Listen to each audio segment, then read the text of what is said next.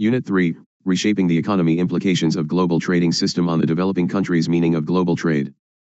Global trade, also known as international trade, is simply the exchange of goods and services across international boundaries.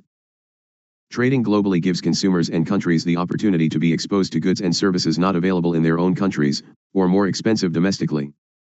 The importance of international trade was recognized early on by political economists such as Adam Smith and David Ricardo. The interdependency among the nations has increased the importance of global trade, goods and services. Advantages of global trading. Availability of products worldwide, competitive advantage, reduce vulnerability and dependence on the domestic market, economy, seasonal fluctuations, weather, etc.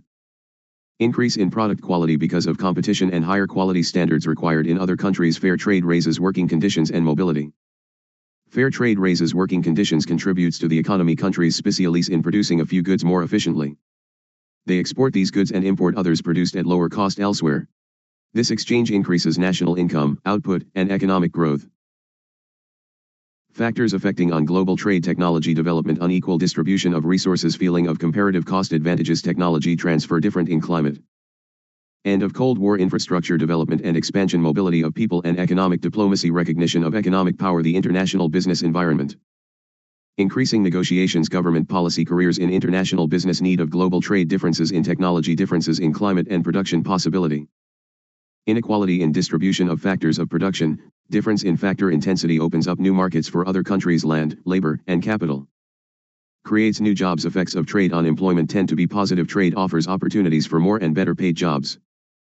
Trade leads to skill and technology upgrading, thus increasing productivity and competitiveness. Trade requires workers and firms to adjust about the WTO and global trading. Currently, the WTO has 166 members. Nepal became the 147th member of the World Trade Organization, WTO, in April 23, 2004.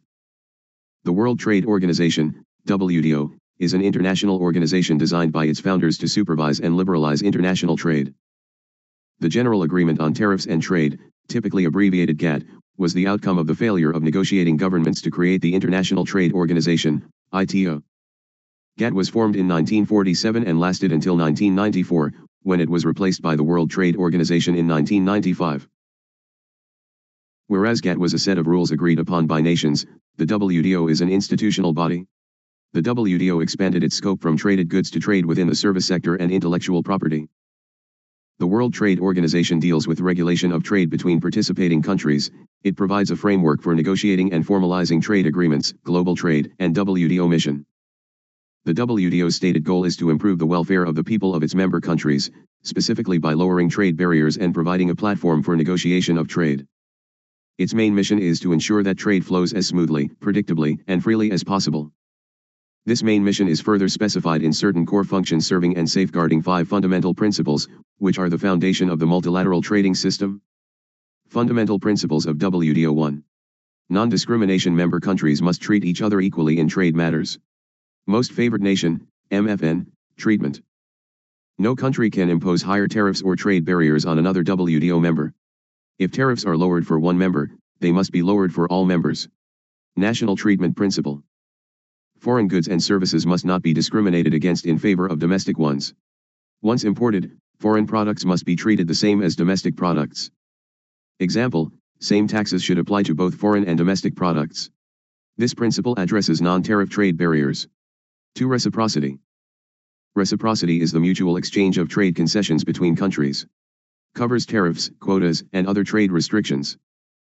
Concessions are not automatically extended to other countries.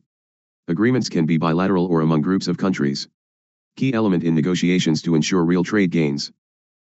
3. Binding and enforceable commitments. The principle of binding and enforceable commitments creates a list of trade concessions, commitments on tariffs, that are binding for signatory members. These are commitments that signatory nations make when engaged in multilateral negotiations and then upon accession to the WTO. Changing commitments means that other WTO members would incur costs which constitute losses to trade. This incidence is to be accompanied by compensations. If attempts to meet this principle are unsatisfactory, signatory nations can seek redress through the WTO dispute settlement procedures. 4. Transparency. The principle of transparency binds nations to commitments to build trade institutions that are easy to scrutinize, whose decisions can be assessed, whose functions are documented and easy to report, whose communications to the WTO are timely and clearly explained. These institutions are also required to report frequently and to respond to requests for information. Through its trade policy review mechanism, the WTO prepares and utilizes country-level trade policy reviews to assess the state and direction of trade policy. Transparency allows the WTO to facilitate trade by ensuring that member nations uphold WTO principles. 5. Safety values. The principle of safety values allows WTO members to restrict trade where trade may create other negative externalities related to the environment and human, animal and plant health. Provisions to this principles include articles whose design facilitates the achievement of non-economic objectives, articles that restrict trade protectionism in the guise of environmental protection measures, and articles that allow for trade policy interventions in response to economic conditions. Finally, the African Growth and Opportunity Act, AGOA. The African Continental Free Trade Area and African Regional Economic Communities, RECS, owe their own existence to exceptions to the non-discrimination principles that allow preferential treatment of developing countries, the creation of regional free trade areas and customs unions. Proposal of WTO. To identify how the rules-based multilateral trading system should respond to the rapidly changing global environment and promote coherence at the international level to better address global trade challenges. Assumptions of WTO undersupply of global public goods, including those involving knowledge goods. Lack of capacity of current international trade architecture to address the problem. The WTO is the appropriate institution to host an international instrument to address the chronic undersupply of global public goods.